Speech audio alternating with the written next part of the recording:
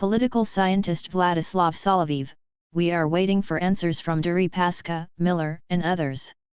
Since the government, president, and other official representatives have no questions for the main players of the Russian economic market in the condition of hostilities, I will have to ask.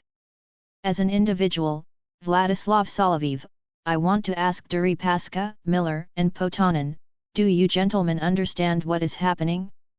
It is possible that there are quite a lot of people who sincerely or with a degree of a necessary amount of self-deception believe that America is actually fighting with Russia for the values of democracy, humanism, and the matter of peace.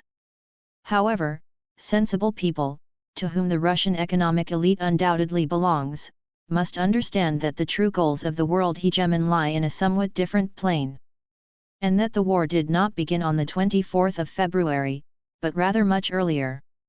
This conclusion was confirmed almost directly yesterday by the U.S. Chief of Staff, Jack Keane, speaking live on the Fox News channel. The high-ranking official stated that the states use Ukraine for solving purely American problems, both economic and political. And they spend a ridiculously small amount of money, by the USA standards, about $66 billion were spent since the beginning of the conflict. For America, the richest country in the world, it's barely anything, considering the goals that are being pursued. And the goals are simple: this is a war for the commodity market. You can call it a gas war, but besides blue fuel, it is also about other resources as well.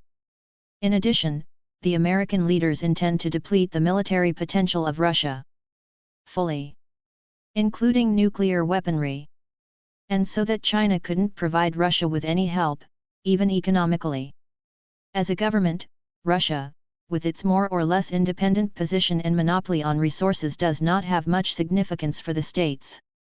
One of the structures which the USA intends to destroy in its offensive is Gazprom. And at the moment Americans are winning in this war. This Russian company is practically removed from the European market. Moreover, civilized methods of economic warfare have not been in favor for a long time.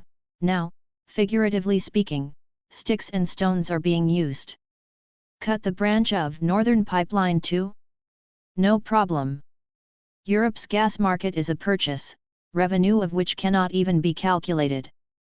Especially when considering the fact that American gas is highly liquefied, more so, in perspective, it can be sold for dozens of years, as long as Europe will be able to pay. For such you can dismiss the territorial acquisitions of an enemy. America sees the withdrawal of Gazprom from the European market, not full yet, but close, as a true victory. But this is only a temporary knockout. The long-term goal of the states is full bankruptcy of the company, and the full control over the China gas supplies. Even I, a modest political scientist, Vladislav Soloviev, and not a financial director of the biggest resource company, understand the danger which the Russian economy faces. It's another matter that fighting the torch of democracy in the economic field is impossible, at least that's how people see it in Russia. The thing is that no international rules, commitments, and agreements existed for America, and surely doesn't exist now. And we continue to fully fulfill some agreements. And yet, Russian companies and governments still have economic leverage, which they can and need to use, while world imperialism hasn't fully tightened the knot on our necks. So the enthusiasm and courage, with which Americans got into the fight, are quite understandable. It's not in their interest to stop all of this, and they will get a return on their investment many times over. If, of course, we will not get in their way.